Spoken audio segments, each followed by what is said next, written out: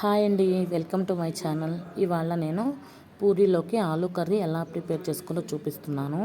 So దీనికి కావాల్సిన ingredients onions, tomato, పచ్చిమిర్చి, ఆలు. సో దీన్ని ఎలా ప్రిపేర్ చేసుకోవాలో చూపిస్తాను. ఫస్ట్ స్టవ్ వెలిగించుకొని దాని మీద కుక్కర్ పెట్టుకున్నానండి. మీరైతే బౌల్ అయినా చేసుకోవచ్చు, అది మీ ఇష్టము.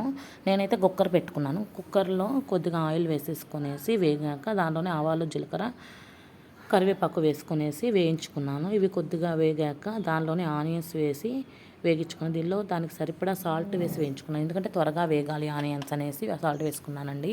దీనిలోనే పచ్చిమిర్చి ముక్కలు వేసుకున్నాను. మళ్ళీ ఒక 2-3 మినిట్స్ మగ్గాక దీనిలోనే మనము ముందుగా కట్ చేసి పెట్టుకున్న టమోటో ముక్కలు కూడా వేసుకోవాలండి.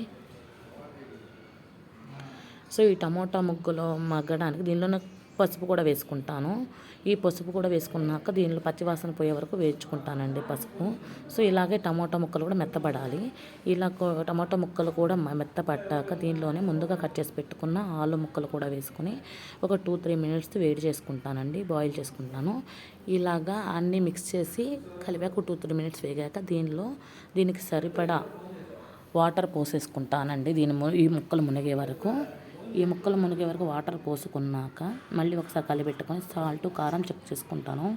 ఒకవేళ పచ్చిమిర్చి కారం సరిపోతే కొద్దిగా కారం వేసుకొని, లేదంటే ఇది సరిపోతుంది.